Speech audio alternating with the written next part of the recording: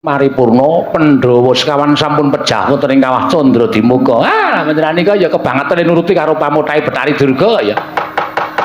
Lah pamuthahe Betari Durga menika ala elek panjenengan iso ngudaneni menika nek panjenengan Pak Sami kemawon mboten mangdahar nangkane ning gabul pulute. Bejo cilaka bungah susah kepenak lan rekoso kula ingkang badhe nanggel kula tunggak waru godhong dadap tegesipun mboten melu-melu mboten melu garap nek wonten menapa-menapa kula aturi nyangga piyambak Adi Pramesti Bathara Guru.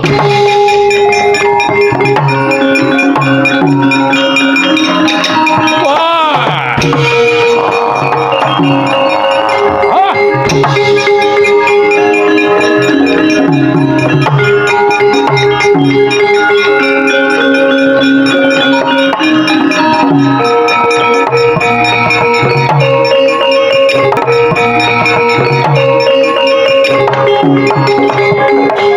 Pandhawa tata Gati Wisraya Indriyaksa Sara Maruta. Wah kaget aku.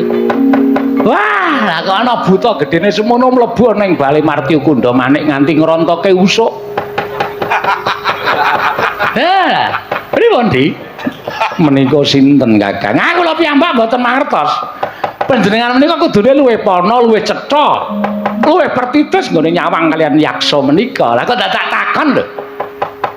Wong Mastunama Sidam Skaring Bawana Langgeng. Ana yaksa kita sapa?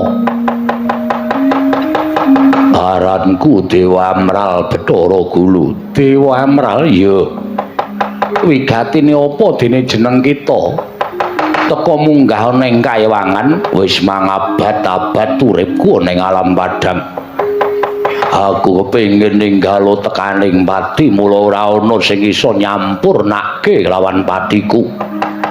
Tumuli aku duwe penemu munggah ning kaewangan sampeyan sing menehi penguripan kelawan aku sirnakno aku patenono.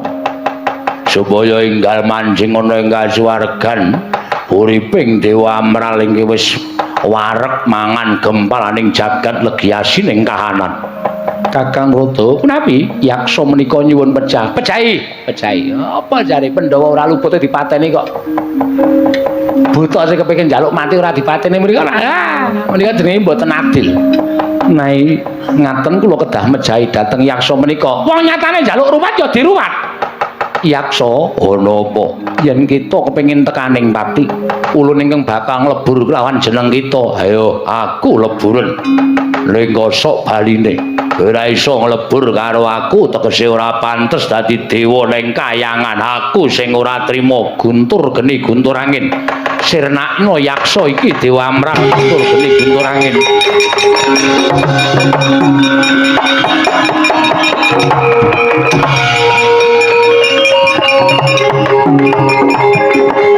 Pripun? Guntur geni guntur angin kok men nginjen rak. Mboten purun tumama teng awake. Buta menika dados pundi? Teko elok temen Kakang, guntur geni guntur angin mboten purun tumama dhateng badanipun yaksa menika. Warataya.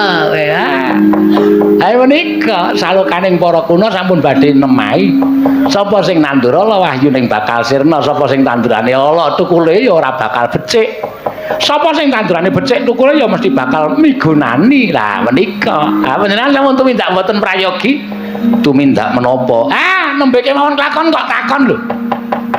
Menika mboten wonten sambung rapetipun kaliyan lampan menika. Sing kandha sapa? Panjenengan menika nuwun sewu. Merga nuruti karepaning Betari Durga lah kok dadi mamakmu nuwun sewu mboten cetha paning Alpadiku Adi Pramesti Bathara Guru. Menika mangke kayangan geger lho. Cis Trisula tampanana mbala gage tibakno kulun.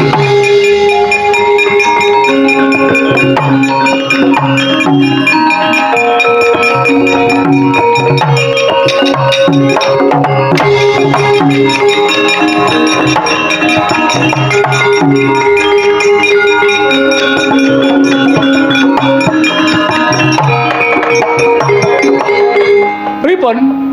Si es pripun? Cis, cis pripun? Kemama mboten? Mboten Kakang. Ora saya pusaka kadewatan sing ampuh dhewe Cistri Cula Ratu Mama iki dadi apa kayangan lha dimanggaken. Aduh. Yaksa aku ora iso ngruwat kelawan jeneng kita. Ora iso ngruwat karo aku. Mboya bisa kowe sing tak ruwat. Aduh mati. Kakang